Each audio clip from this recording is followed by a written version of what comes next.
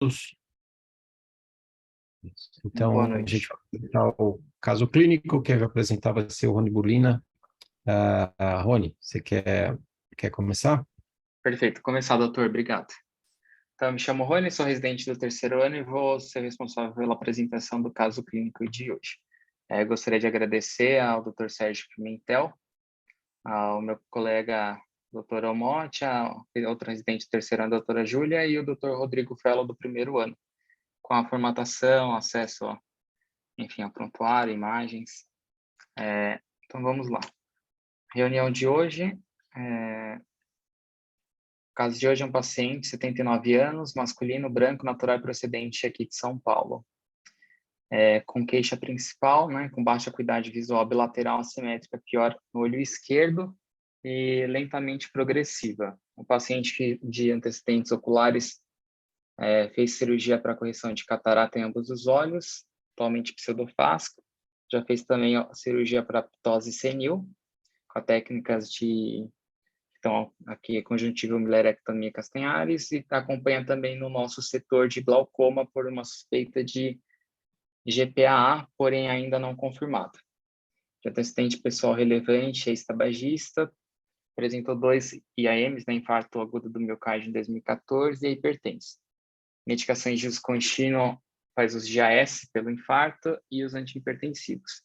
Antecedente familiar relevante nega, e investigação sobre diversos aparelhos, nada digno de nota.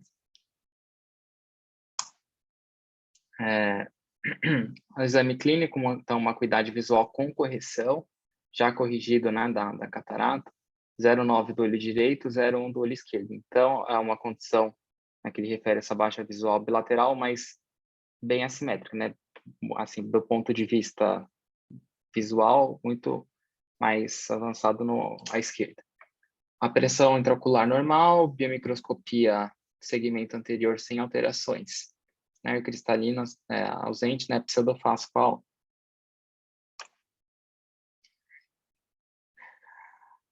Bom, então seguindo aqui ao caso, vou mostrar aqui da sequência nas imagens. Então, a retinografia colorida de grande angular, agora com o aumento, aqui só para ilustrar que essas alterações aqui são artefatos, né, da imagem, aqui onde eu estou com as setas bilateral, são artefatos. Essa alteração aqui na região macular do próprio paciente mesmo. Deu para entender aqui? Deu para todo mundo ver bem?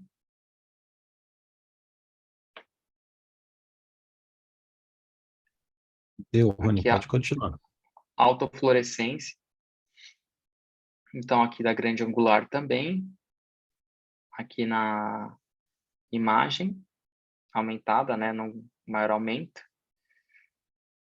Então, a gente consegue, né, aqui a gente percebe que aqueles artefatos, né, já não estão presentes aqui nessa imagem. Aqui na região macular tem as alterações persistem, mas agora a gente com outra perspectiva, e também a autofluor em outro equipamento.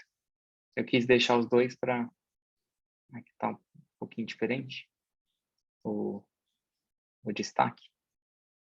Então, aqui só voltar, anterior e agora. Então, acho que deu para ver bem aqui. Principalmente focando aqui no polo posterior, região macular. A angiofluoresceinografia, então eu quis deixar, né, 1 minuto e 10 minutos.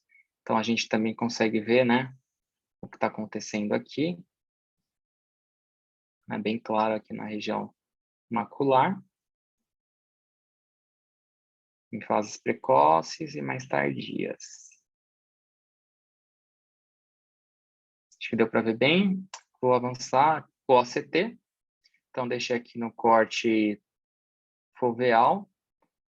Então, tem alteração aqui do olho direito, olho esquerdo.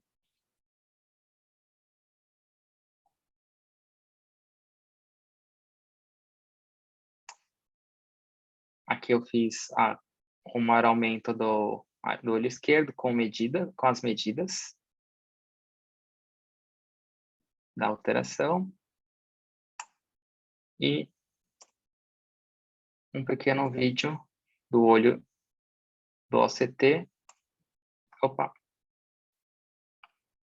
em ambos os olhos.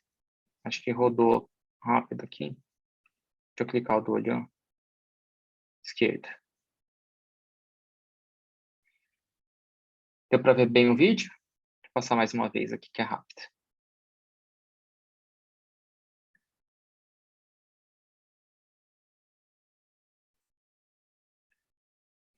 Aqui é o CTA, então alterações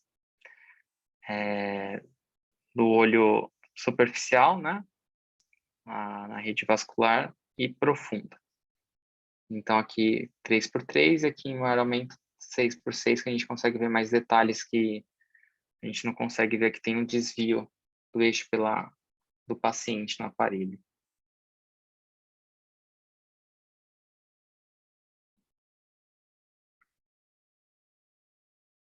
Aqui eu quis trazer também as imagens de células ganglionares, disco óptico, né? Um paciente que acompanha no setor de glaucoma.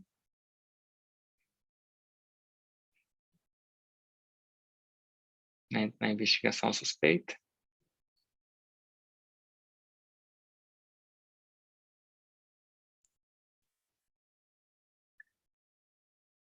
Bom, então, aqui um slide resumo. Homem idoso com baixa visual lenta e progressiva, bilateral, pior à esquerda.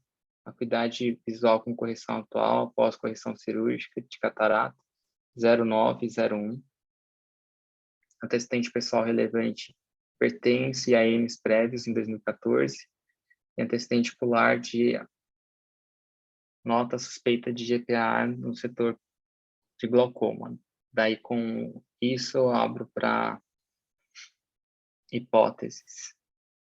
Tá joia. Quem que quer comentar, então? Tem avaliação multimodal, o Rony repetiu a história aí. Quem quer comentar? Diagnóstico e eventual tratamento. Boa noite a todos. Oi, Jorge. Tudo bem?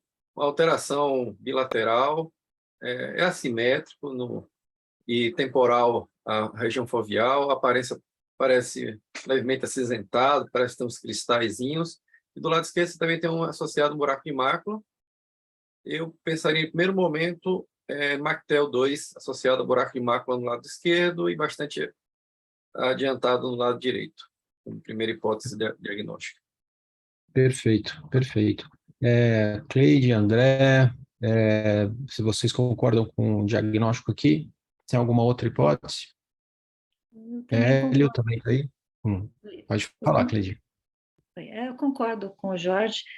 No olho direito é um quadro bastante típico, né? Dá para ver o vaso entrando em ângulo reto, esse vazamento na anjo que é bem temporal, localizado. Os cortes do ACT é que passa rápido, mas tem uma região que eu acho que tem até um buraco externo no olho direito, e no olho esquerdo, vamos ver, dá para até ver ali que está rapidinho, e a perda da retina externa, né? E no olho esquerdo, apesar do buraco, tem uma região que é mais típica ainda, que é lá no alto, depois do buraco, tem umas áreas onde a gente vê essas perdas só de retina externa e com a retina interna mais preservada. Isso. Que sugere bastante... E doutora? Isso mesmo, esses dois aí. Que sugere bastante os achados, que é bem característico dos achados do ACT do MACTEL 2, né? Tá. Então, André, algum comentário a mais aqui? Não, concordo com o que foi comentado. Acho que o MACTEL tipo 2 talvez seja a principal hipótese. Tá. Tereza entrou um pouquinho depois. Tereza, você chegou a ver aqui? Eu vi agora já no comentário, mas concordo com o diagnóstico. A retina é bem fina, bem atrófica, várias zonas de atrofia em várias alturas da retina, inclusive na retina interna, aquela delaminação que parece que no olho esquerdo, que a limitante interna está voando, assim, do lado também é descrito, né? Então, aqui, já passou aqui em cima. Então, é bem Aqui, típico. doutor. Isso. Parece isso, roído de rato, parece, né? E são essas cavidades assim cistoides, né? Que não é cisto, mas são cavidades de degeneração de elementos retinianos, com a perda. Basicamente, a perda é da célula de sustentação, da célula de Miller, né? A doença da célula de Miller na região macular. Em estudos da célula de Miller fora da região macular, você não tem a doença demonstrada, é só na região macular. E quando você tem a perda da retina externa, você vai ter a perda de visão. Eu não vi desde o começo, eu não vi qual era a queixa direitinho, mas esses pacientes têm sempre uma queixa de dificuldade da leitura. E como eles são sempre na quinta década de vida, a gente sempre confunde com presbiopia. E esse paciente tem bastante alteração no fundo do olho, mas às vezes a alteração é muito sutil. E você fica brigando com o paciente que ele deveria enxergar e ele não está enxergando, é por causa do escotoma. Então, ele vê uma letra e não vê a seguinte, porque ele tem um escotoma no lugar de atrofia retiniana, às vezes pontual. Então, a MACTEL 2 lembrar sempre que é bilateral, né? Sempre bilateral. E vem com perda de acuidade visual para a leitura, é o sintoma principal. É típico. Perfeito, sim, sim. Ele tem 0,9, por incrível que pareça, no olho direito, Tereza, alguma ilha de visão que ele tem, 0,1 no olho esquerdo, tá? Só para você... mas às vezes ele tem o 0,9, mas ele tem Mas dificuldade não de consegue leitura ler, mesmo claro, assim, claro, né? claro, não, com certeza, com Se certeza. fizer uma microperimetria, deve aparecer um defeitinho, que aliás é um exame bem sensível para fazer o acompanhamento, né? Porque vai aumentando. Agora chama Isso. atenção, né, a visão de 0,9 com essa atrofia de retina externa tão É. marcada, né, no ACT, né? E já aparece alguns vasos, não é tão típico, mas no ACTA dá para ver aqueles vasinhos em gravetos, em grampos temporais ali. Uhum. Tá mais visível no superficial, se bem que é mais descrito no profundo, né? Isso. É que esse aparelho não pega tão bem o plexo Tem alguma ocular profundo. dificuldade de segmentação, né? É. E na resolução mesmo. Assim, como está na avaliação multimodal, Rony? Então a gente viu toda uma avaliação multimodal típica do paciente com MACTEL avançado, e ele tem essa complicação que ele vai perdendo, vai cavitando a retina, vai perdendo tecido neuronal por lesão das células de Miller inicial, e ele formou um buraco macular. André e Jorge, vocês operariam esse buraco? Bom, eu acho que por conta eu não prestei atenção na largura, mas independente, eu acho que da largura, eu acho que o fator degenerativo... Ele tem 660 micra. É um buraco grande, né? E só pelo tamanho já classificado como grande, e além disso, dentro de uma doença degenerativa, né? Então, o potencial de fechamento, mesmo fechando, uma situação hipotética de fechar, não sei se viria acompanhado de um ganho funcional. Então, eu particularmente não proporia nenhuma abordagem cirúrgica para esse caso, embora não ache errado tentar, mas eu particularmente acho que não vai trazer ganho funcional. Concordo. Jorge? Então, só fazendo uma retrospectiva de tudo que a gente for falando aqui, depois eu termino com o buraco. Uma degeneração que é bilateral, mas não é totalmente simétrica. Às vezes, já vi um paciente chegar com um lado com alteração e demorar uns 5 anos para começar no outro lado, e era MACTEL.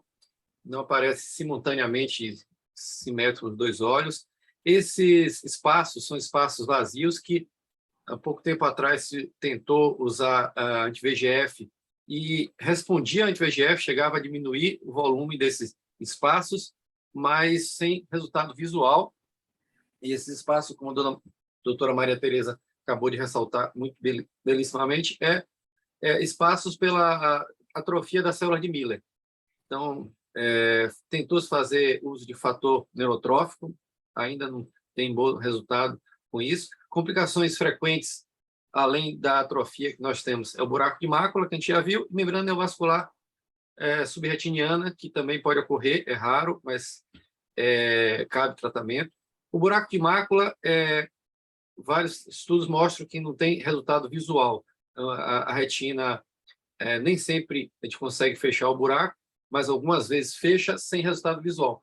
Existe uma série de casos que estão tentando juntar pacientes com esse buraco de mácula, fazer o transplante autólogo de retina e ver se melhora. Não foi publicado ainda, mas eu sei que está sendo... o Tamer Mahmoud está coletando esses casos, mas não foi publicado. Talvez tenha alguma serventia a fazer o transplante autólogo. Não sei ainda, porque não vi nada escrito. Mas o caso é belíssimo e não é tão raro assim. Ainda tem uma outra complicação muito frequente que a gente vê, às vezes, é a migração do epitélio pigmentar. Eles, às vezes, se acha o epitélio pigmentar em várias dimensões da retina, ele migra da região mais externa para a região mais interna e, às vezes, faz uma grande proliferação, parecendo grumos de epitélio pigmentar, que é comum em alguns casos. Em relação Posso só complementar já que o Jorge já chegou na cirurgia, eu estava só observando, o caso é bem típico, né? E é a evolução que a gente não quer, né? A gente fica torcendo para não evoluir para o buraco de mácula, esses casos de MACTEL-2. Quando evolui, não é incomum a gente ver que se você fizer a abordagem cirúrgica tradicional, que é o peeling da membrana limitante interna, você piorar o quadro. Então, as alternativas cirúrgicas, se propostas, desde transplante autólogo, como o Jorge colocou, ou a gente tem que colocar um enxerto aí, né? As cirurgias do Magno também, ele tem colocado Membrana amniótica. Membrana amniótica. Isso. Seria uma alternativa para tampar esses buracos, porque é degenerativo, né? Quanto mais você mexe, e como está envolvendo a célula de Miller, se você tirar a base dela, que é a membrana limitante interna, você só tende a piorar, muitas vezes a aumentar o buraco, né? Então, é meio dramático o quadro, e por isso que agora está tendo espaço nesses enxertos, né? O problema é que eu não sei se o transplante autólogo realmente tem função visual você colocar os bastonetes nessa região, porque você pega de retina periférica, né? Certo? Você pode ter um resultado anatômico, mas resultado funcional acho difícil. Se a gente for ver, Rony, se você voltar no OCT, eu não sei se esses bastonetes se integram realmente como via visual, aí eu acho difícil essa ideia ser razoável. Volta mais um. Quando você colocou só a imagem do OCT do olho esquerdo, aí, ó, quando você mediu, avança mais um. Aqui, não. Isso. Então, você vê que a distância é grande, quer dizer, um buraco grande de 660 micras, como o André falou, só que embaixo, além disso, você não tem linha de fotorreceptor aqui. Então, mesmo que você conseguisse aproximar isso, você não consegue aproximar, porque isso não é edema aqui, né, à esquerda, não é cisto, isso é cavitação, isso é falta... Isso, falta de célula visual, não é edema propriamente, né? E embaixo você não vê as linhas de fotorreceptor, quer dizer, as linhas de fotorreceptores estão mais distantes ainda. Se você for ver à direita, está no cantinho da foto a zona elipsoide. E do lado esquerdo também. Então, esse buraco, se você for ver o quanto que ele tem de separação de retina externa, deve ser o dobro de 660 micras, deve ter 1.200 micras, né? Tudo isso aqui Mesmo que você conseguisse aproximar, você não melhora a função visual desse paciente. Então, eu acho difícil mesmo com o transplante autólogo, né, você ter essa função restaurada. Anatomicamente, você pode até colocar um plug aí, tudo bem, mas você não recupera a visão. Então, por isso que esses pacientes não têm indicação cirúrgica. Ou raramente tem indicação cirúrgica. Só se você tiver um caso incipiente com um buraco feito, que é pouco comum, né? Mas num caso mais avançado como esse, eu acho que o prognóstico visual para a cirurgia é praticamente nulo, né? Algum outro comentário aqui? Eu queria comentar uma coisa sobre Fala, Cleide. os conhecimentos novos sobre a fisiopatogenia dessa doença, né? Um deles é que a doença foi relacionada com um distúrbio no mecanismo lipídico e de serina, que gera uma doença neurológica periférica e que poderia estar associada a essa neurodegeneração. Então, tem uma linha de pesquisa aí, inclusive com drogas para tratar colesterol, para reduzir colesterol, porque seria um subproduto aí desse déficit enzimático, para ver se isso melhora. Então, estão relacionando essa degeneração que ocorre na retina com uma neuropatia periférica. E uma outra que eu acho que é muito interessante, que é uma linha de pesquisa do Richard Spade. Ele tem lá uns sistemas de OCTs de alta resolução, e ele tem estudado quando é que ocorre a vasoproliferação na doença, né? Na teoria inicial do Guess, ele dizia que a doença era neurodegenerativa e que a gente tinha a proliferação vascular com uma complicação tardia, a membrana vascular. E esses modelos que o Richard Spade tem publicado, são uns 5 artigos, ele mostra que a proliferação vascular é bem precoce. Então, ele acha que a neurodegeneração causa uma queda, né, de todas as camadas da retina, inclusive do plexo profundo. Isso criaria uma isquemia e começa a ocorrer já anastomoses retinocoroidais em fases muito precoces. Então, quando tem aquelas placas de pigmento, como o Jorge estava falando, ele localiza anastomoses vasculares ali. Ele diz que as próprias vasos em ângulo reto são anastomoses, tanto arteriais como venosas, que vêm desde a retina superficial e que vão até a córeo capilar. Então, o que ele afirma é que os eventos vasculares proliferativos são muito precoces nessa doença e não são só uma consequência tardia, como o Guest tinha descrito, como uma membrana vascular complicando o quadro do Mactel. Perfeito. E o aumento da produção de VEGF que estimula isso desde o início, por isso que a gente tem esse extravasamento temporal na anjo. Muito provavelmente você tem essa vasodilatação com extravasamento pelo aumento da produção de VEGF, tá vendo? Logo Isso. no início da doença. Bem precoce. O marcador da doença, você vê a anjo desses pacientes na dúvida, se tem pouca cavitação. Precocemente, esses pacientes têm esse extravasamento temporal bilateral, bem simétrico. No olho direito tem o vaso em ângulo reto, que você citou, né, Cleide? No olho esquerdo dá para ver menos, talvez tenha um pequeno aí vindo inferiormente. Esse é o do direito. E isso é por aumento local de VEGF. Então, aí você tem essa vasodilatação capilar, esse extravasamento, né? E nesses trabalhos, o Richard Spade mostra que esse vaso vai até a coro capilar. Isso. Fazendo essa comunicação retinocoidal, né? Verdade. Perfeito, anastomose. Excelente. Então, Sérgio, o Jorge tocou no assunto da membrana neovascular secundária, né?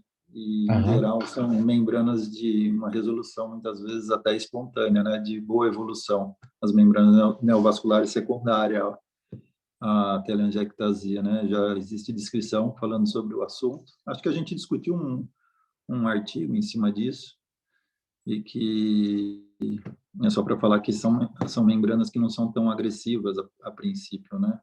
Mas que teria indicação, sim, se diagnosticada, de fazer o VEGF, né? Mas que muitas delas a gente observa e às vezes faz um diagnóstico tardio, ela já passou e ela tem uma resolução exudativa espontânea.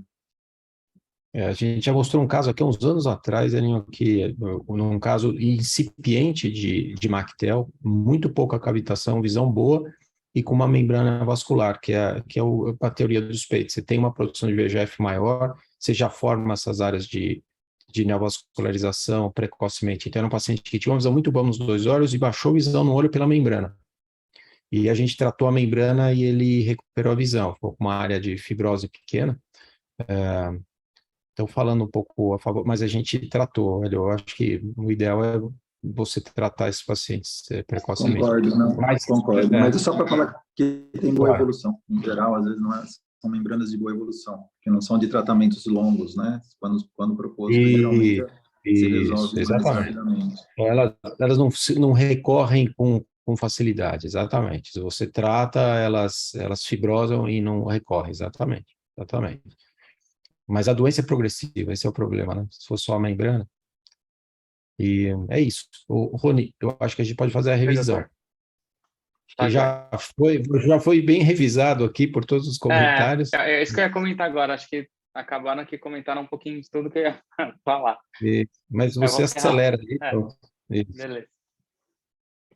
Tá bom, doutor. Então, aqui eu vou fazer uma revisão de literatura. Então, basicamente, assim, tudo que os professores foram citando, né? Então, foram pincelando bem, basicamente, a telangiectasia macular tipo 2, né, é uma doença bilateral, né, assim, de causa desconhecida, mas que acomete, né, principalmente a região, né, a rede capilar, né, da região macular e tem um componente de atrofia neurosensorial. Então, a gente vê que tem uma participação importante, a gente já sabe das células de Miller, já citado, né, aqui na discussão. A prevalência da doença é cerca de varia entre 0,02 até 0,1% em pessoas com 40 anos ou mais.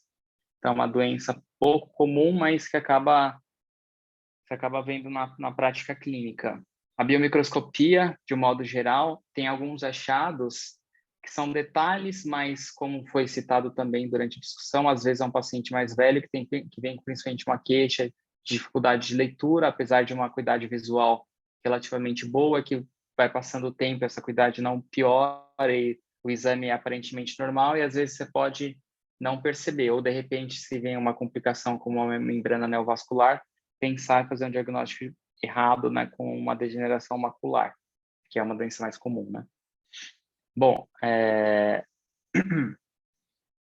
aqui eu trouxe essa tabela para mostrar justamente os achados mais frequentes, que é a perda do reflexo alveolar, né, na biomicroscopia, eu deixei aqui grifado em amarelo pela experiência clínica, os achados mais comuns, né? O acinzentamento da retina pela perda de transparência, o que também pode ter a ver com a participação das células de Miller, os depósitos cristalinos, né, que estão a nível da membrana limitante interna, os capilares ectásicos, são os mais comuns. Eu deixei aqui a questão do buraco macular, né, ou lamelar também, é um achado menos frequente. E é bonito o caso que a gente traz aqui, né, não é tão comum assim a gente achar em associação. Bom, até alguns pacientes têm história familiar positiva também, a gente acha muito, né, em gêmeos, transmissão, a questão de pai, mãe, filho, neto, algumas famílias têm essa associação. Bom, apesar de ser uma doença bilateral, é importante frisar que pode ter uma característica, pode ser mais avançada em um olho do que em outro. Então, não é porque é bilateral que ela tem que ser exatamente simétrica. Já foi citado também aqui, mas reforçando, apesar do vazamento, né, angiográfico, principalmente ali na região temporal FOV, não tem evidência biomicroscópica ou angiográfica de edema macular cistoide preeminente. Então, né, são essas captações, na verdade, para não confundir o achado. Aí, aqui, eu vou citar alguns achados comuns para a gente tentar relembrar. Deixa eu passar aqui. Tentar relembrar de forma mais visual aqui.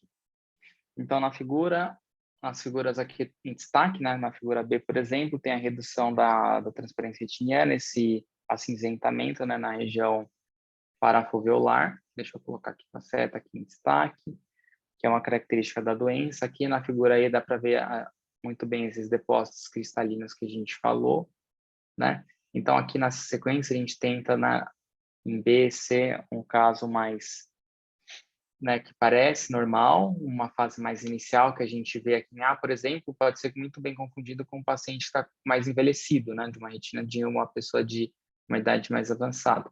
Aqui embaixo são achados mais óbvios, por exemplo, de HJ. Então, por exemplo, a gente vê áreas aqui que tem uma hiperplasia, né, do EPE, e a gente vê essas lesões mais hiperpigmentadas associado com esses vasos aqui, essas vênulas mais ectásicas, né, tanto em arcada temporal superior e inferior, que fica um pouco mais óbvio de ver que tem alguma alteração. Aqui também tem ao lado das retinocoloridas, tem os achados, né, angiofluorográficos, aqui com extravasamento temporal. Então, em todas as imagens, os superiores são de achados mais precoces, né, que está mais temporal, e inferior mais tardio, que já ele se espalha um pouco mais, não fica tanto no feixe temporal. Aqui essas imagens mais para a gente perceber como numa fase inicial aqui em cima, a gente pode deixar passar despercebido quando a gente não dispõe de outros exames, né, além da biomicroscopia. Acho que a doutora Maria Tereza citou, né, às vezes vem um paciente só apenas com dificuldade da leitura, está com uma acuidade visual boa, está sempre com aquela acuidade, a gente não consegue, às vezes, descobrir o que está acontecendo com o paciente. Bom, aí, seguindo aqui na apresentação, como é o caso de uma CTEL com buraco macular, tem as imagens da autofluorescência, que basicamente queria mostrar é que a gente vê que, no geral, a autofluor desses pacientes tem um sinal aumentado, né? Então, aqui na figura A, a gente vê um modelo, que é um paciente normal, sem alterações, né? Aí, já nas figuras B e C, por exemplo, a gente vê que o pigmento macular está diminuído, né? Então, geralmente tem essa falta do mascaramento, né, foveal, e daí a gente tem um aumento do sinal, né, na angioflor no MACTEL tipo 2. Além disso, tem a outra razão, que é a perda dos fotorreceptores, também já citada na discussão. No nosso caso em específico, que é um paciente aqui com buraco macular associado ao MACTEL tipo 2, representado aqui em G, a gente vê que a autoflor está ainda mais evidente, né, pela falta da espessura aqui na região do buraco. E aqui é o outro exemplo que eu trouxe, que daí é ao contrário, né, tem uma diminuição do sinal pela alteração por bloqueio mesmo das placas de pigmento, como eu mostro em fases mais avançadas que alguns pacientes podem apresentar. Isso daqui está mais para representar uma alteração, a autoflor com o buraco associado com uma CTEL.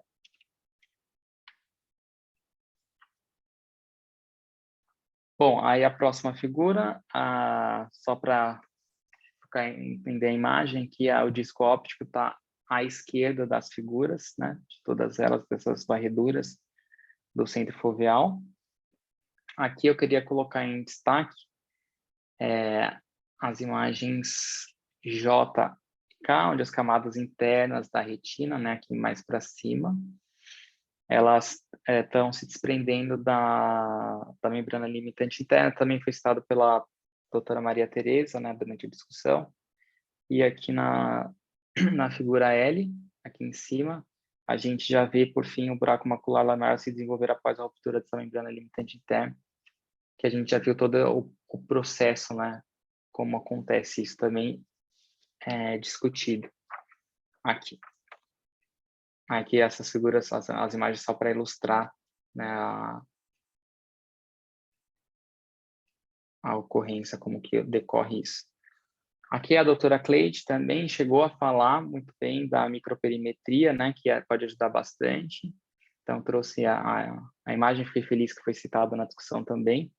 Aqui em 3 pacientes distintos, né, pela paciente A, B e C, aqui nas linhas horizontais, com MACTEL tipo 2, segmento em 4 anos. É importante frisar que tá vendo aqui a acuidade visual, nos casos 20/32, no final 20/32, 20/63, 20/32, 20/20, 20/25, mudou muito pouco. Com a microperimetria, a gente consegue ver o escotoma absoluto temporal afóvea, que está em cor vermelha em destaque, como ele vai progredindo consideravelmente, né, ao passar do tempo. Então, ele é muito mais sensível do que a acuidade visual propriamente dita em si. Então, seria um exame interessante no segmento e acompanhamento desses pacientes. Aqui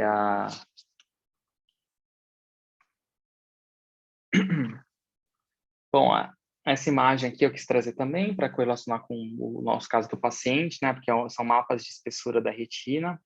Aqui em A a gente tem um controle, né, que está pareado pela idade, obviamente, os pacientes, comparando com os aqui de BAF, os pacientes com Mactel tipo 2.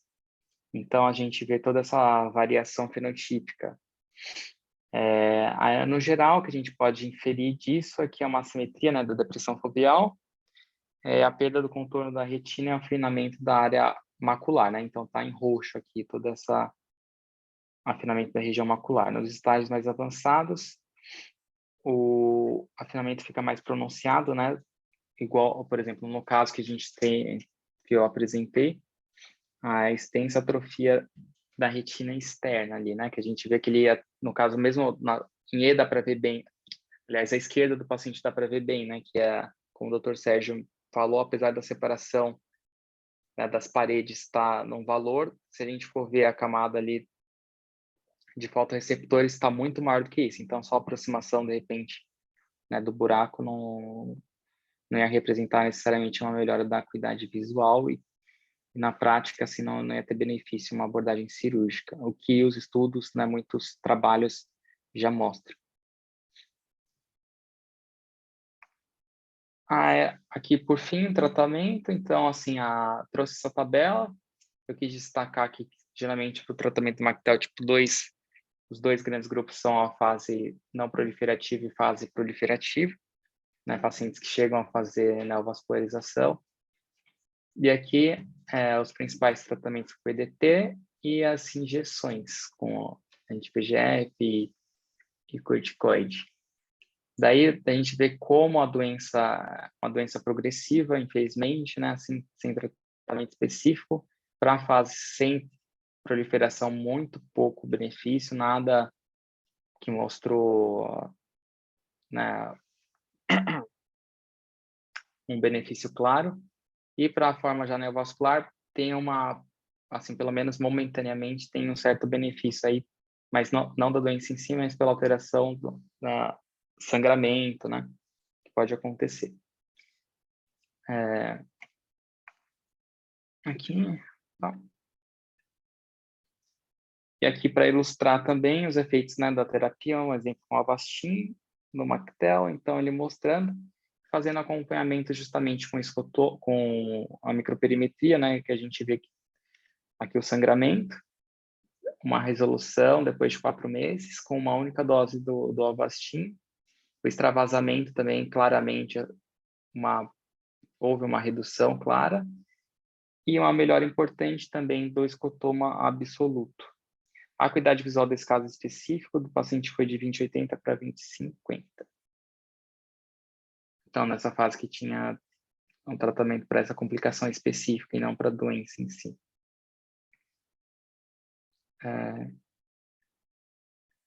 É isso. Ótimo. Excelente revisão. Os comentários foram ótimos também. Então, a gente fez uma revisão de Mactel tipo 2. Tipo 2. Perfeito. Obrigado, Rony. Imagina, doutor, eu que agradeço. Pode compartilhar. Descompartilhar. E aí o Daniel coloca a imagem. Ô, Motti, se você quiser colocar a imagem já.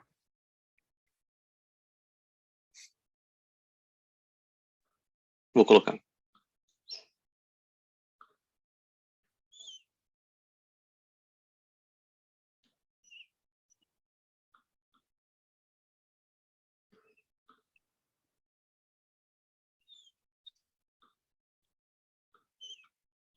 Não estou conseguindo, vou desconectar e conectar.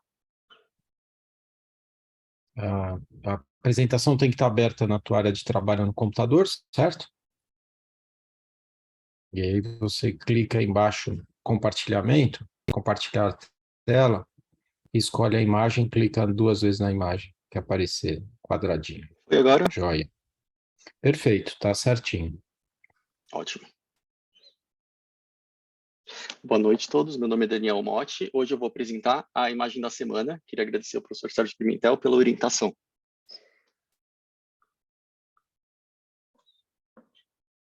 Então, a imagem dessa semana é a desse OCT abaixo.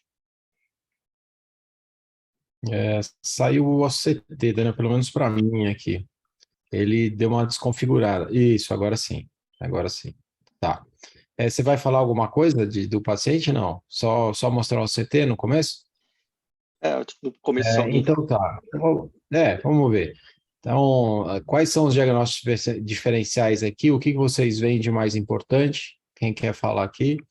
O Daniel falou que duvida que alguém acerte esse diagnóstico, eu concordei com ele. Criança. É criança? Isso. é uma criança. Podia ser um fleck, se bem que é um fleck de Stargardt, se bem que provavelmente está no feixe papilomacular, né? Não é tão comum, mas poderia ser um fleck. E no feixe você vê alguma coisa? Na área foveal você vê alguma coisa, Cleide? Parece que tem um aumento da depressão, né? Um aumento da depressão foveal, uma redução da nuclear externa. Isso, a nuclear externa está reduzida e tem uma fragmentação da zona elipsoide também, certo? Sim. Tá, mas a limitante interna está preservada. E tem essas elevações que não são muito características de nada, né? Alguém tem mais alguma ideia aqui? Alguma Eu já vi, pergunta? não nessa localização, mas mais foveal, lembra muito quando você tem um granuloma de toxocarias. Já vi, fica uma imagem elevada, parecendo um cume hiperreflexivo, e é toxocaríase cicatrizando. Mas aí, Jorge, a imagem é muito maior, né? Muito maior. Em geral, na fase ativa você tem, ou até na fase você tem resto de célula inflamatória, né? O vítreo está É o processo limpinho, né? inflamatório. Aqui está tudo limpinho, você tem só uma elevação no feixe macropapilar. Na região, você rompe a elipsoide, rompe a membrana mioide, certo? E tem digamos assim, uma compressão na plexiforme externa, parecendo uma tumoração vindo do epitélio pigmentar para cima. Tá. Lembra, só que muito menor, quando você tem pseudodrusa, que é o depósito drusenoide subretiniano, né, DDS, que bem menorzinho, parecia, lembra também, mesmo aspecto. A idade do paciente é jovem ou idoso? Qual a idade, Daniel? É uma criança de 11 anos. 11 anos de idade. Poderia pensar em Dusny, né? Dusny, mas Dusny. A gente não tem... tá. Dentro do Coloquei diferencial, agora né? uma série de imagens. A primeira é dessa criança, né? Com uma doença retiniana, pré-tratamento. Nessa figura do meio é o paciente com essa imagem, que é uma complicação pós o procedimento, 2 semanas pós esse procedimento, e na imagem abaixo é uma imagem do OCT 3 meses após o procedimento, com uma resolução espontânea desse achado. Tá, então aqui estão dando mais dicas, certo? Então uma criança com uma doença da retina fez o tratamento, a imagem de J logo após o tratamento, a imagem cai 3 meses depois com o desaparecimento dessa lesão. Então, acho que injetou alguma coisa aí embaixo, então, né? Talvez, injetou o quê? Você fez cirurgia Luxturna, alguma coisa assim? Mas o Luxturna dá o quê? Não sei, isso daí eu olhei e pensei numa fibrose, uma coisa inflamatória. Luxturna, em alguns pacientes... Desculpa, Cleide. Pode falar, João. Em alguns pacientes você tem alteração pigmentar, tanto de atrofia como de hipertrofia do epitélio pigmentar, mas só que ele não é temporário, certo? Ele fica na área, não se sabe ainda se é um processo traumático mecânico ou se naquela região você tem uma exacerbação imunológica e o aumento das proteínas do vírus e levaria uma alteração do epitélio pigmentar, que geralmente é no local onde foi injetado. Mas não some, né? Esse que é o grande diferencial disso aqui, que isso aqui o cara tem resolução completa do processo. Então, essa área de atrofia geográfica, depois da injeção no Luxturna, a fisiopatologia é essa que o Jorge está falando, e isso é permanente e pode aumentar com o tempo, Mas nos casos descritos, em geral, não envolve a região foveal e não está relacionado com baixa de visão, certo?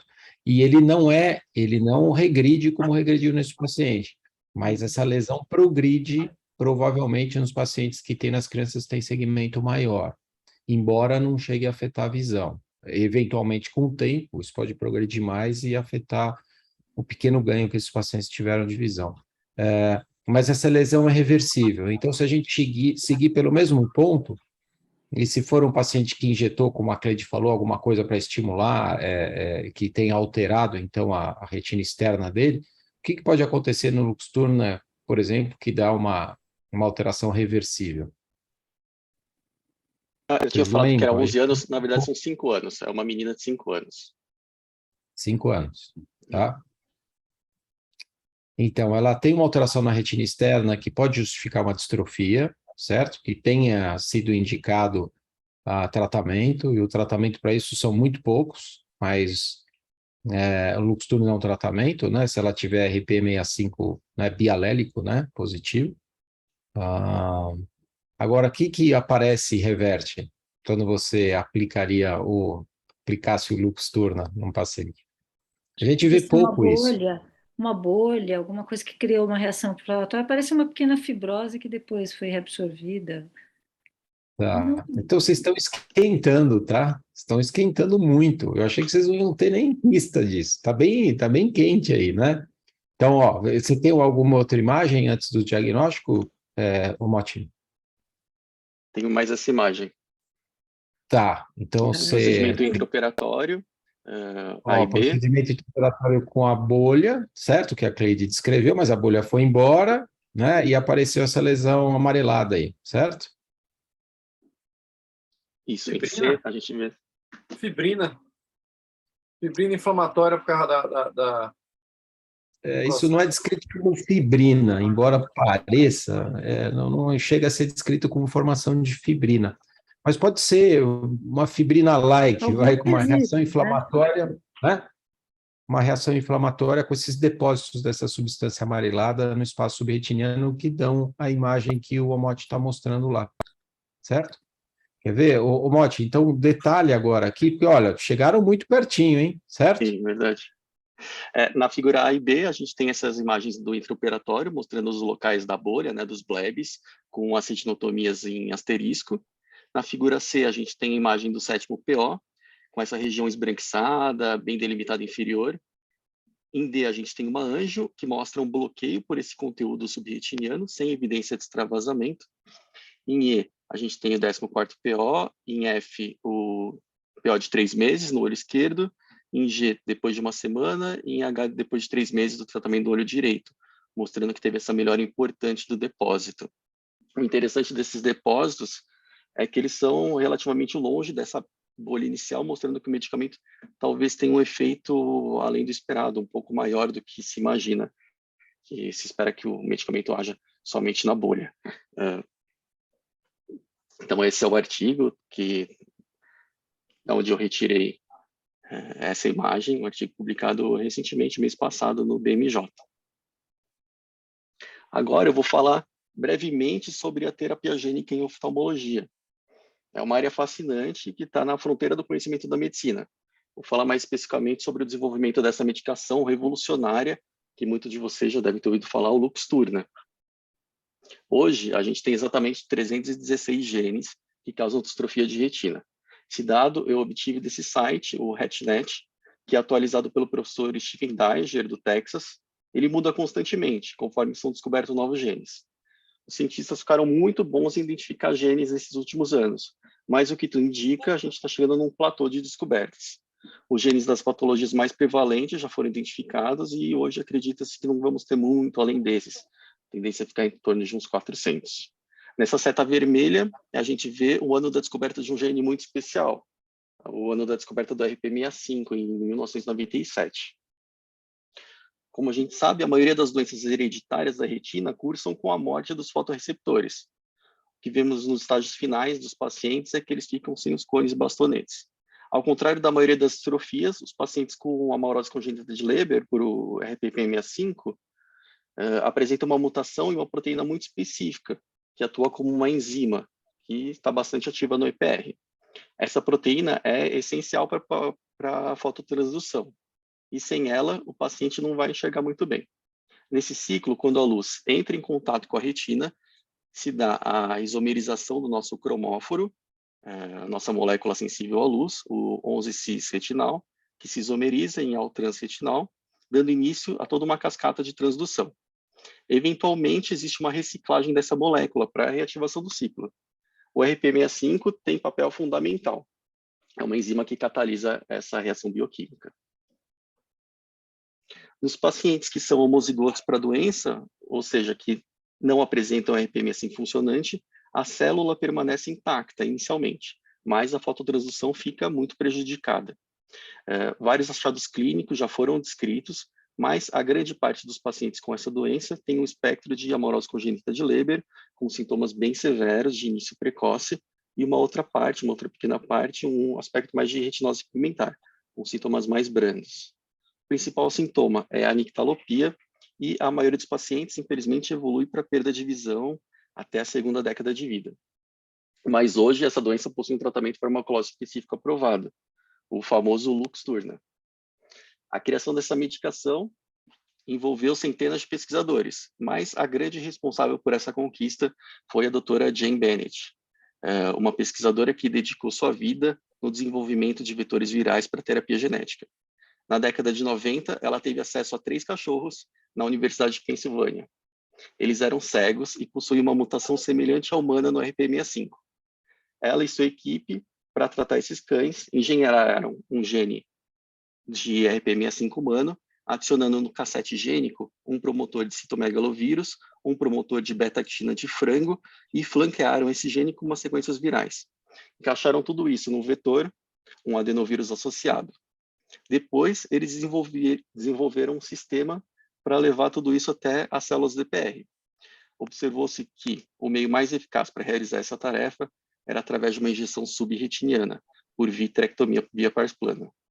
O marido dela, o Albert Maguire, que é um cirurgião de retina in vitro, desenvolveu e aperfeiçoou toda essa técnica, que está demonstrada na figura abaixo, onde a aplicação recomendada é realizada nessa região.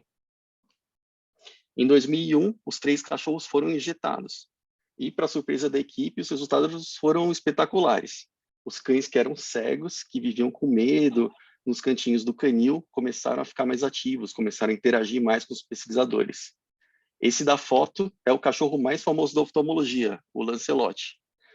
Foi o primeiro cão a se beneficiar dessa terapia genética com a RP65.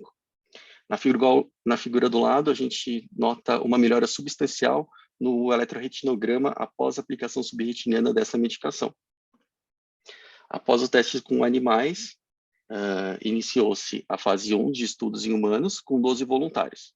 Nesse trial, observou-se que o produto era seguro e que trazia benefícios visuais. Nesse campo visual acima, a gente pode ver que houve uma melhora bem importante da campimetria dos pacientes. Outro achado bem interessante foi a descoberta de que existe um aumento da atividade cortical do sistema visual depois da injeção, demonstrando que a função visual era estimulada e permanecia ativa de forma duradoura. Em 2013, iniciou-se a fase 3 do teste clínico, com 31 voluntários. Os critérios de inclusão eram os de pacientes, que os pacientes deviam ter a mutação nos 2 alelos de RP65, tinham que ter uma idade de até 40, 44 anos, e a acuidade visual menor que 20/60, ou campo visual menor que 20 graus. Foram divididos, então, esses pacientes em 2 grupos, na proporção 2:1, e durante 1 ano. Os pacientes eram injetados em ambos os olhos com o vetor viral, em um intervalo de aproximadamente 20 dias entre um olho e outro. E o outro grupo era seguido como controle.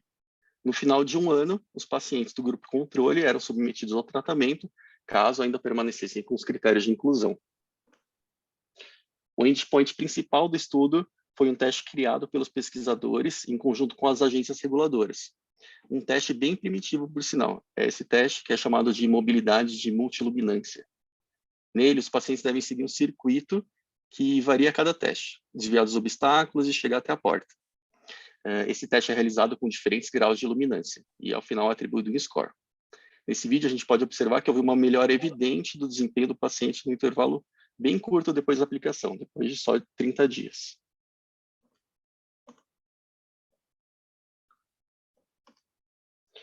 Os resultados mostraram uma melhora estatisticamente significante do desempenho dos pacientes tratados. Esse gráfico mostra o desempenho do grupo tratado, que o desempenho do grupo tratado é relativamente maior e duradouro ao longo de um ano.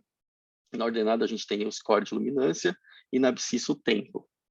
Ao final de um ano, os pacientes controles foram tratados também e atingiram um desempenho semelhante ao grupo que havia sofrido intervenção. Os resultados dos pacientes tratados na fase 1 sugerem que o medicamento tem uma eficácia mantida por até 7 anos.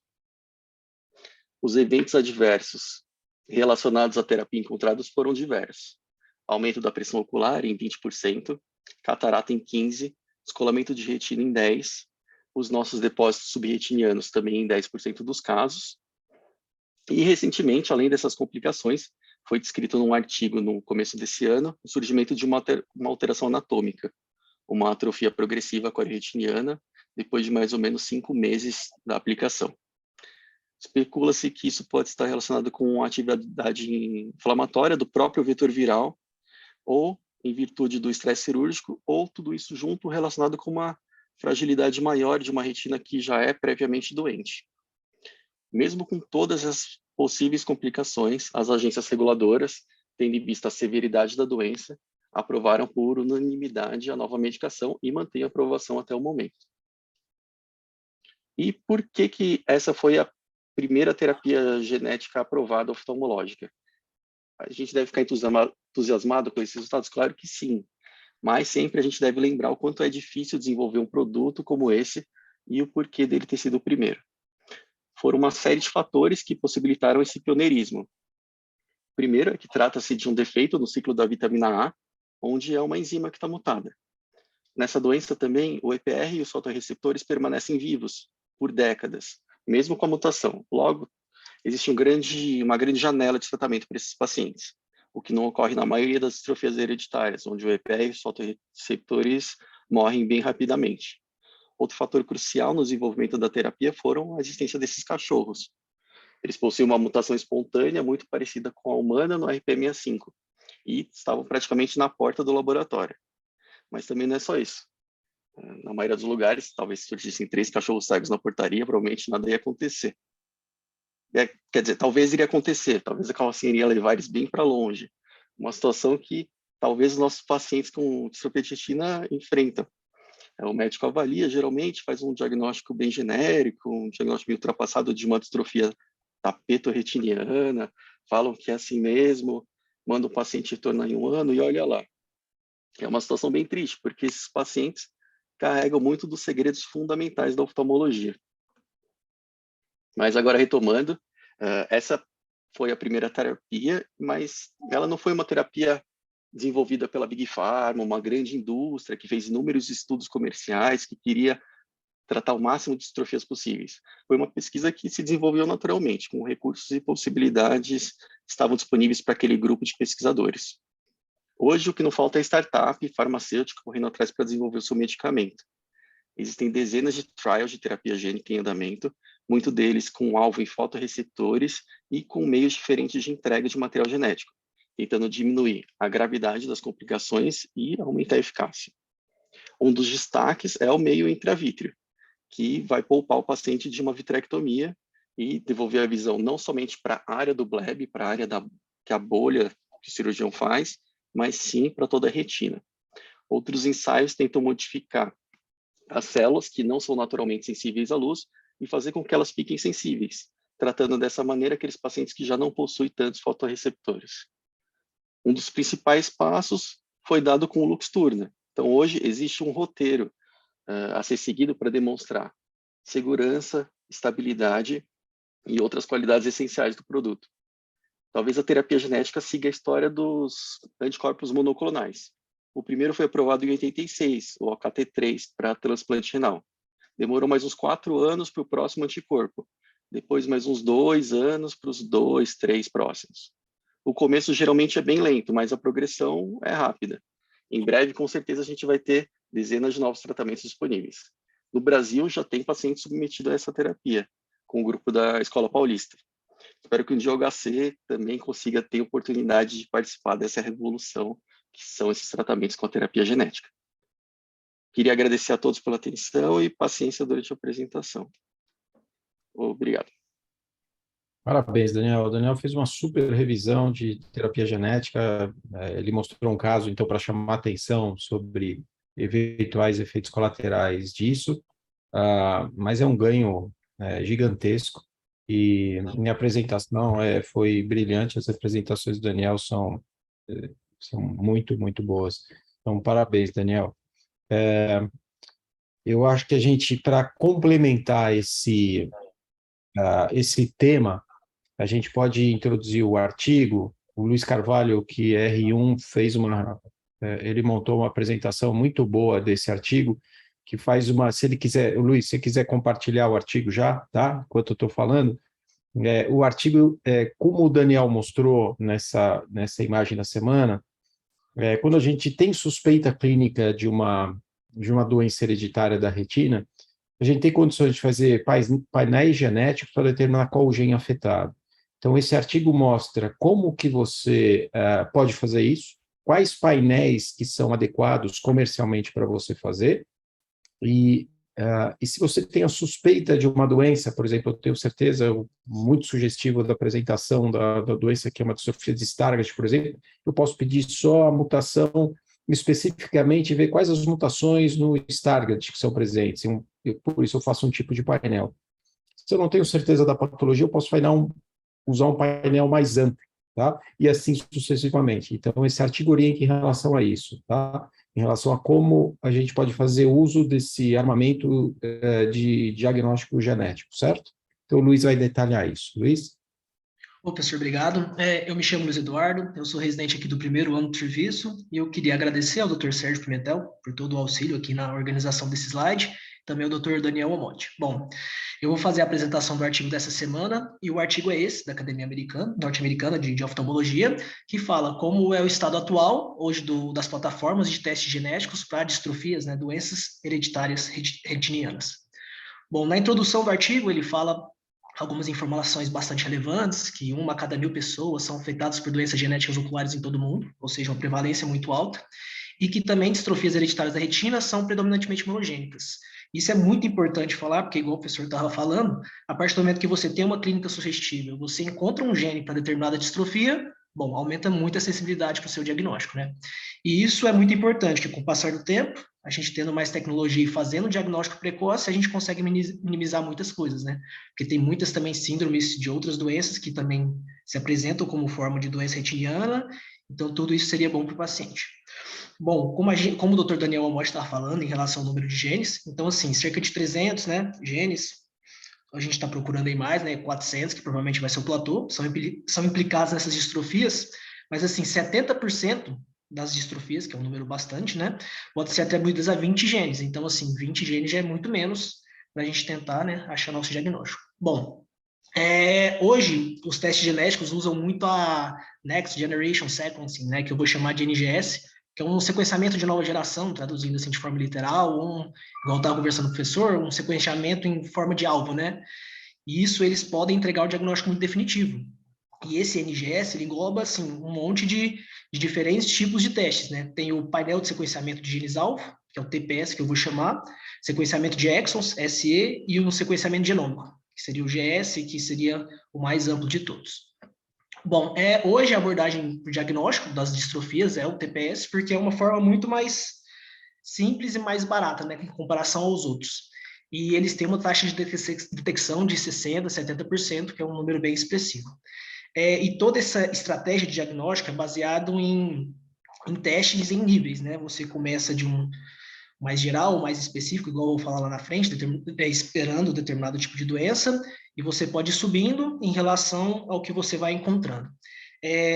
Só uma coisa, assim, a gente pode abrir mão de testes mais amplos quando o paciente, por exemplo, tem deficiências intelectuais, múltiplas anomalias congênitas, porque provavelmente ele terá outras comorbidades relacionadas.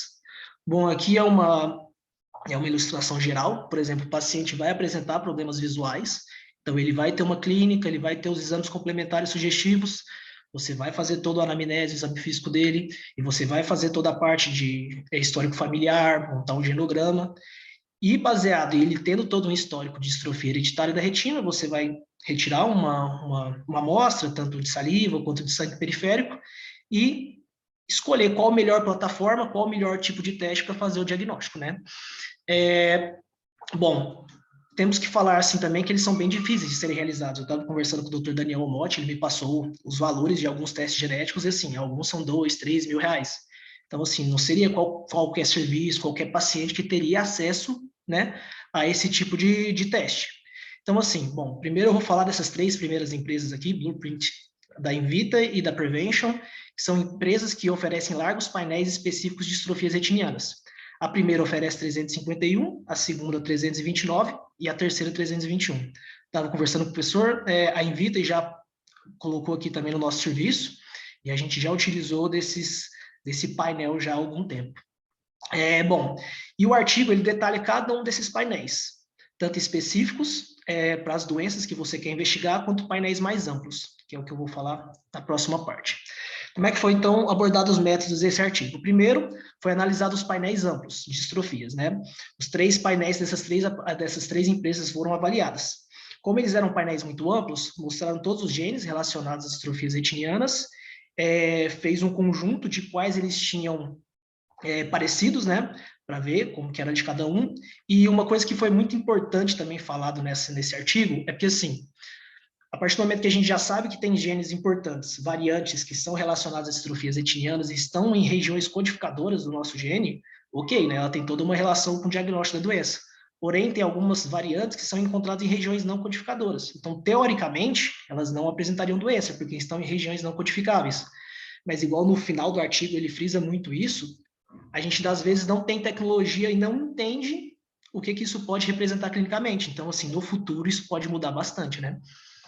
E a segunda parte do método foi que ele avaliou doenças específicas. É igual o professor falou, a partir do momento que você tem um paciente que ele já tem um histórico familiar de uma determinada distrofia, ele já apresenta a mesma clínica, exames complementares, da mesma forma, você vai pensar nessa doença, né? Então, você tem mais um norte para pedir um painel de uma doença específica, e é isso que esse artigo está mostrando também. Está relacionando todas as empresas, qual empresa e qual plataforma você observa melhor essa parte do diagnóstico específico. A parte, né, que eu estava falando de região tanto codificadora quanto não codificadora foi, assim, eu acho que foi um dos tópicos mais importantes desse artigo, porque eles bateram muito nessa tecla mesmo. E já foi o que eu já falei antes. Bom, aqui a gente está vendo as 3 empresas e um diagrama relacionando os genes que elas oferecem em relação às 3. Bom, aqui a gente vê que 269 genes são abordados pelas 3. E os 20 genes que eu falei no começo do artigo, que fazem o diagnóstico de 70% das distrofias hereditárias, estão nesse meio. Então, as 3 abordam a maior parte, né, desses diagnósticos. O artigo também fala das correlações, ela relaciona uma com a outra, mas eu acho que, assim, esse contexto geral seria a informação mais importante. E aqui também eles fazem também um gráfico relacionado à parte das variantes não codificáveis, das variantes não codificadoras. E aí ele mostra que a Blueprint tem o maior contexto desses genes. A Invita é menos e a Prevention de forma intermediária. Bem que também tem uma intercorrelação do que elas procuram. Bom, agora a gente vai falar dos partes dos resultados, né? Igual eu estava falando, em relação, o paciente tem um fenótipo muito claro, uma família que já tem o histórico de uma doença hereditária, bom, é muito mais importante para o médico assistente solicitar um painel de uma doença específica, né? Porque vai ter muito mais chance, com uma sensibilidade muito maior de fechar o diagnóstico, né? E aí a gente começa a falar agora de doença específica. O que o artigo traz? Ele traz diferentes plataformas e quantos genes cada plataforma tem em relação a cada doença. Então, assim, por que isso é muito importante para o retinólogo, para o oftalmologista, de uma forma geral, saber? A partir do momento que você está suspeitando de uma doença, você tem diversas plataformas para procurar, para falar, eu vou solicitar o exame de tal plataforma. Então, é muito mais inteligente, né? Muito mais lógico, melhor para o paciente, você solicitar de uma plataforma que tem mais genes relacionados àquela doença, com maior chance de darem um diagnóstico, de fazer tudo isso. E tudo isso é muito bom para o paciente, porque a partir do momento que você tem um diagnóstico específico, você consegue tratar de forma mais assertiva. Ele também mostrou outros painéis aqui de acromatopsia, ele mostrou um contexto bem geral e ele foi falando, ó, tal plataforma tem maior sentido em ser solicitada em determinado tipo de doença. Então, isso é muito importante para o retinólogo, para o oftalmologista saber, a partir do momento que ele tem um paciente suspeito de determinada doença. Bom, e ele fala que, né, que toda essa parte é muito importante porque com o advento da terapia genética, igual estava sendo explicado na outra aula do Lutz Turner, é muito importante porque isso vai ser o futuro, né? Isso vai ser, com o passar do tempo, um norte muito importante para você tratar o paciente. A partir do momento que você consegue fazer uma terapia genética e melhorar a qualidade de vida do nosso paciente, é o que a gente procura todo dia, né? E, assim, uma coisa muito importante é a gente saber, que eu vou falar mais para frente, sobre aconselhamento pré-teste e pós-teste. Bom, quem mais? Na parte da discussão ele volta a frisar essa parte de qual painel solicitar, né, de forma melhor. E, assim, ele frisa muito também a parte de qual painel você vai escolher. Porque você não pode também pedir painéis muito amplos, porque você pode encontrar genes relacionados a outro tipo de doença que não tem nada a ver com a clínica do paciente. Você encontra um paciente, você suspeita de uma astrofia e você pede o painel mais amplo que tem. E aí encontra um gene, por exemplo, igual ele deu um exemplo no artigo, de um gene relacionado a câncer de mama, que não tem nada a ver com a clínica que você está procurando. Aí você tem que falar para o paciente, bom, encontramos esse tipo de gene. E aí? Aí o paciente vai ficar pro resto da vida com aquilo na cabeça. Nossa, eu tenho um gene de um câncer de mama. Imagine quantos médicos ele vai buscar, quantos exames ele vai fazer de forma desnecessária, né? E isso é o que a gente vê na prevenção quaternária, né? A gente também não pode causar danos para o paciente. Então, a gente tem que saber solicitar qual o melhor exame para o paciente. Mas também, assim, não é o de sempre, mas também tem que saber que algumas famílias apresentam distrofias de forma heterogênea, né? Mas isso não é o o que mais acontece, né? É mais importante mesmo saber as outras partes.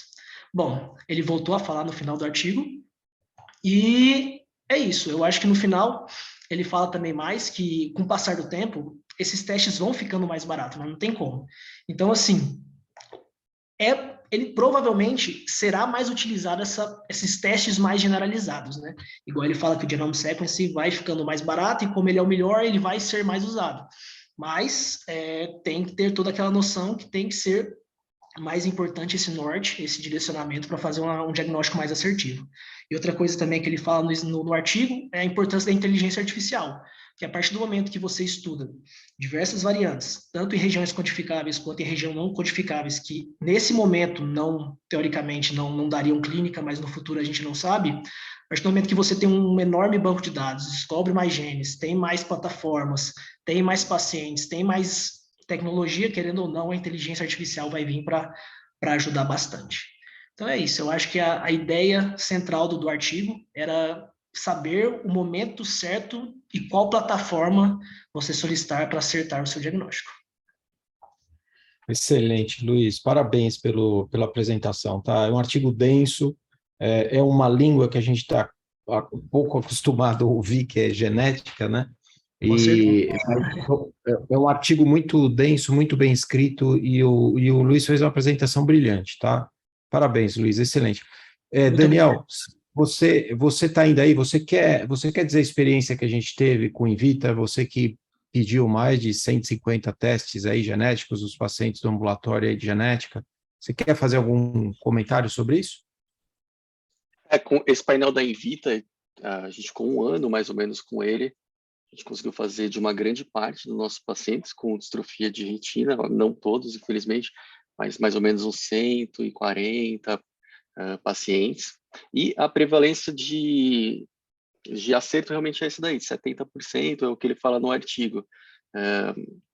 30% a gente fica com aquele teste inconclusivo, cheio de variante de significado incerto. Provavelmente a Invita não cobre tudo, não cobre todas as regiões não codificadoras, a gente perde um pouco nisso. Infelizmente, a Invita parou com esse patrocínio, era um teste bem completo, mas no Brasil a gente tem outras empresas que fazem também esse painel genético de distrofia de retina. O Fleury tem uma parte genômica, tem um painel que cobre mais ou menos 290 genes. O Genoma Humano, lá do Instituto de Biociências, lá da cidade universitária, tem também de distrofias de retina, mas ele tem um ocular que é bem mais amplo, cobre mais ou menos uns 450 genes da oftalmologia. E a Mendelix também tem o painel de distrofias da retina, também com uns 280 genes, mais ou menos todos no mesmo número de genes cobertos, mas tem isso daí, cada empresa cobre um pouco melhor uma doença. Então, antes de pedir o teste, tem que verificar realmente a sua suspeita diagnóstica, ver se o gene que você está suspeitando da doença é coberto por aquele laboratório, porque os testes realmente são muito caros. O do Fleury, tinha consultado, é mais ou menos R$2.000, o do IB, do Instituto de Biociências, é R$2.500, mas cobre muitos genes da oftalmologia. O da Mendelix é o mais caro, acho que saindo 4.000. E o da Invita era o mais em conta, saía de graça para a gente, mas agora eles vão cobrar $250 por paciente mais o envio. Mas é isso, antes de pedir o teste, realmente é importante, talvez, para a gente que não tem muita experiência, né, não tem uma formação específica para isso, trabalhar em conjunto com um especialista em genética médica, porque tem a chance do paciente fazer um teste caríssimo, vir com uma VUS lá, uma variante do cadastro incerto, e a gente não saber o que fazer, aí vai ter que encaminhar de qualquer jeito. Perfeito, Daniel. Como é um complemento bom desse artigo para a gente mostrar a realidade nossa como é. O artigo mostrou a realidade americana, o acesso a essas plataformas que eles têm lá. A gente vislumbrou como é o Invita, né? Agora a gente pode solicitar daqui, fazer esse pedido daqui por esse custo, que não é um custo inviável, é um custo bom, além de ter essas 3 empresas nacionais que também fazem aqui. Mas eu acho que esse artigo é interessante ler para quem tem interesse nessa área, para quem tem um paciente que queira você detalhar o diagnóstico genético, qual exame pedir, como pedir de qualquer forma, né? Eu concordo com o Daniel, óbvio, é interessante você conversar com um geneticista clínico para ampliar essa discussão, né? Então, de novo, parabéns ao Luiz pela apresentação, obrigado, Daniel, pelos comentários, tá? E agora a Elisa vai apresentar o caso cirúrgico. Elisa? Elisa é Fellow do 2º ano de cirurgia. Boa noite a todos. Vou apresentar agora, dando seguimento à discussão do caso cirúrgico. Gostaria de agradecer a doutora Lívia Conce, que foi a cirurgiã nesse caso, e a doutora Júlia Castelã, que foi quem apresentou esse caso previamente na reunião clínica. Então, nesse caso, ele foi apresentado esse ano, em março. Era um homem de 17 anos, pardo, estudante e procedente de São Paulo, que chegou no nosso ambulatório com quadro de uma vasculite oclusiva periférica. Foi feito o diagnóstico de síndrome de Illes, iniciado o tratamento com corticoide e também o paciente foi avaliado pela Infecto e ele tinha um PPD forte reator de 25, também foi iniciado o esquema RP para ele. Então, o paciente estava em segmento no nosso ambulatório. Ele apresentava, desde a entrada, uma acuidade visual baixa no olho direito, já com a vascularização do segmento anterior, mas sem aumento da pressão. Esse olho também apresentava um defeito pupilar à frente relativo de 1 cruz. Já no olho esquerdo, ele tinha uma acuidade boa, de 1, ele era fácil, sem essa neovascularização, e a pressão também estava controlada. Aqui a gente consegue ver em maior aumento o olho direito, que tem opacidade, né, difusa do vítreo, decorrente dessa hemorragia vítrea. A periferia tem várias regiões, né, de vasculite oclusiva, então a gente vê que tem bastante isquemia associada a regiões de hemorragia. E a mácula estava descolada no OCT. Já no olho esquerdo, a gente consegue ver que a região macular está preservada, mas tem uma região de vasculite bem importante na periferia, também com hemorragia. Na anjo, a gente consegue ver bem que essa isquemia da retina era bem importante do olho direito, que justificava ele ter esse defeito pupilar aferente nesse olho. E por isso foi indicado, né, a panfotocoagulação e também foi indicado o Avastin. No olho esquerdo, apesar de ter o polo posterior mais preservado, a gente vê que tem bastante regiões de extravasamento e também tem região de exclusão capilar importante e também foi indicado a panfoto nessas áreas onde a isquemia era mais importante. Bem, o paciente foi seguido no nosso ambulatório, foi feita a redução lenta da prednisolona, mas ele apresentou novos episódios de sangramento. O paciente já estava em programação, né, de vitrectomia para o olho direito, mas agora, nesse momento, ele também apresentou um sangramento mais importante no olho esquerdo, associado a hemorragia subhialoides, e pelo ultrassom conseguíamos ver que ele tinha uma atração na região peripapilar, tanto do olho direito quanto do olho esquerdo. Então, diante dessa mudança, né, do quadro, eu gostaria de abrir para discussão se a gente mudaria o plano, se a gente priorizaria um olho a despeito, né, inicialmente, do que o outro. Gostaria de ouvir o comentário dos senhores.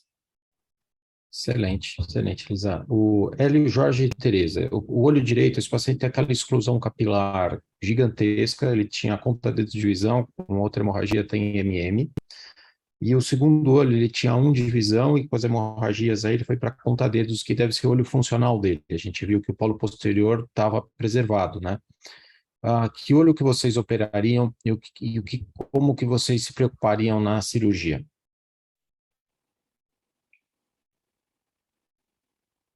Ou vocês observariam só? O Jorge, Hélio ou Tereza? Bom, eu acho que ambos os olhos têm grande chance de morbidade intraoperatória pela isquemia retiniana periférica. Eu estou vendo aqui no esquerdo que ele tem bastante laser do lado nasal, mas o temporal está quase sem laser ou tem panfoto? Ele tem panfoto no esquerdo? A panfoto dele foi guiada pela Anjo. Como na Anjo do olho esquerdo ele tinha mais área de isquemia nasal, foi iniciado por essa região. Então, eu acho assim, como o olho funcional é o esquerdo, eu começaria pelo direito. Mas, em todo caso, ambos os olhos eu acho que têm uma grande chance de morbidade intraoperatória pela atrofia de retina. Tereza, ele não tem mais olho funcional, ele tem MM no direito, conta-dedos no esquerdo, certo? O olho que ele tem chance de melhorar a visão, para mim, é o esquerdo. É o esquerdo, certo? Então, assim, ele está com conta-dedos nesse olho esquerdo. Que eu tinha entendido que o olho funcional dele era o esquerdo. Eu entendi errado, então. Então, o esquerdo, sem dúvida. Operar o esquerdo, tá. Agora, com essa Anjo que está sendo apresentada agora, eu teria feito um pouco mais de laser na periferia do olho esquerdo. Né? Eu achei aquela parte temporal muito econômica, a panfoto dele. Isso indo para a parte clínica, não para a cirúrgica. Sim, sim. Não, eu acho que precisaria de uma panfoto, mesmo que ele tenha áreas de exclusão nasal, temporal, tem um pouco superior, tá? Essas lesões vão aumentar, né? Então, preserva o polo posterior. Aí ele tem muito nasal, área de exclusão, superior tem área de exclusão, temporal tem área de exclusão, tem neovaso, neovaso temporal superior, neovaso nasal, e ele vai formar, talvez, inferior, tem uma vasculite grande nessa veia temporal inferior, e áreas de exclusão na área temporal inferior também, focais. Uma outra coisa que seria importante eu acho que ele foi suspenso medicação, por isso que ele piorou, ou ele estava na vigência da medicação quando piorou? Não, ele estava na vigência da medicação, mas ela já estava numa dose menor do que a dose inicial, já estava 30 miligramas. Era um desmame lento, mas, de qualquer maneira, estava em desmame.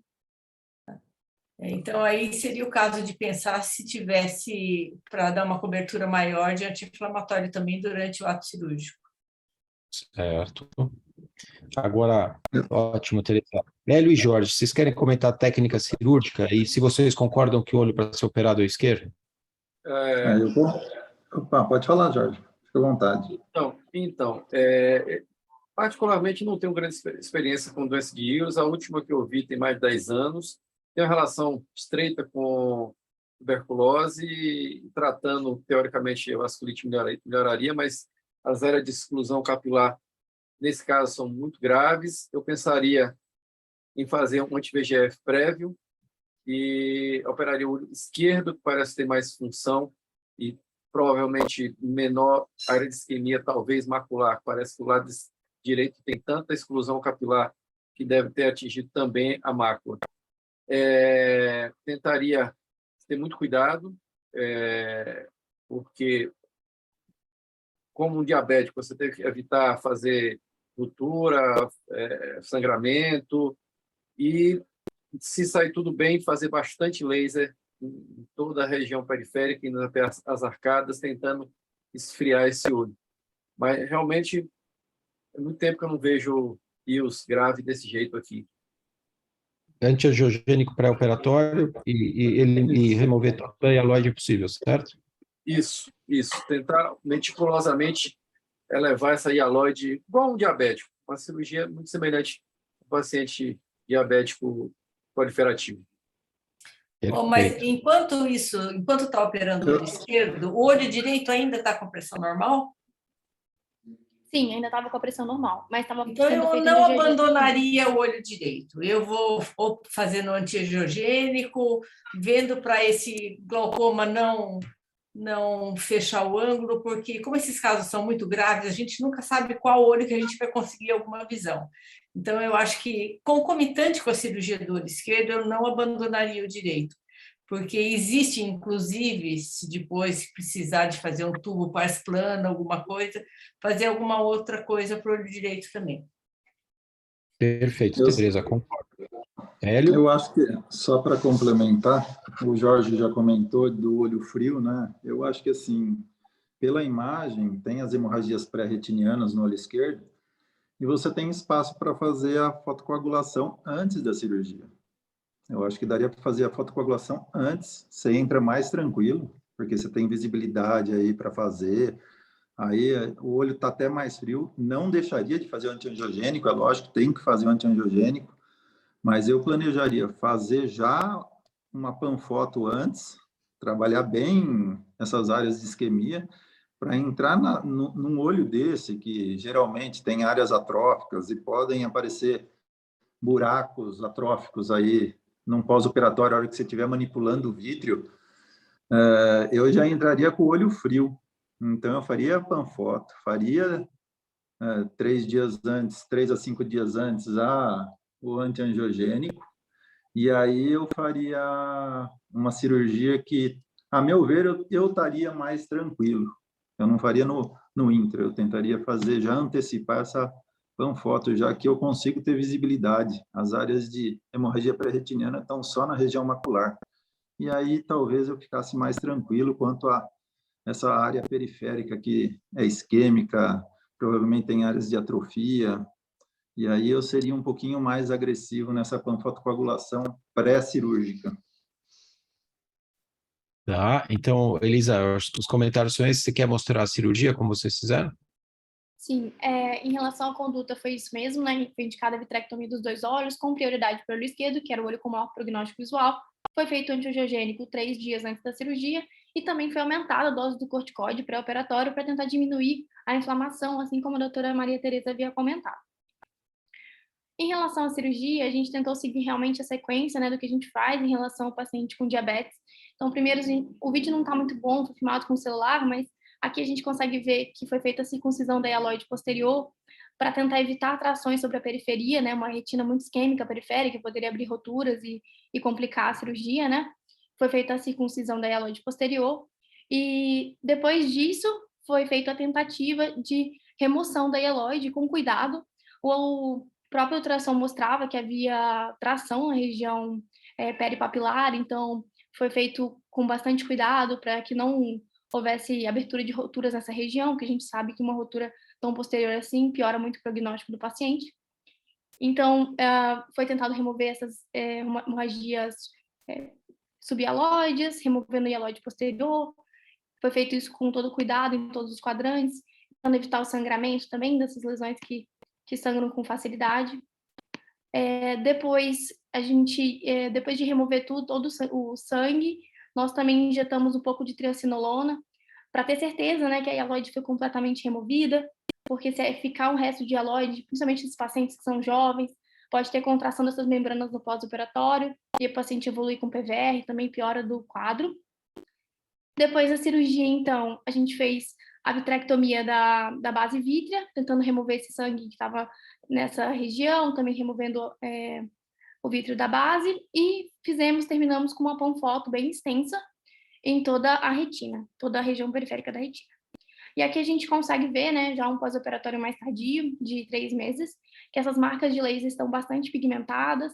A gente vê que existem vasos fantasmas, então é realmente uma doença isquêmica importante, mas a região macular estava preservada. A gente consegue ver que a retina, o corte da fóvea está bem.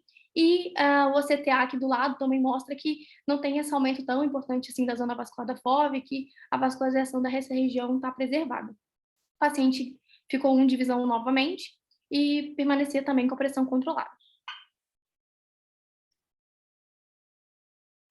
se alguém quiser fazer algum comentário a respeito da cirurgia. Parabéns.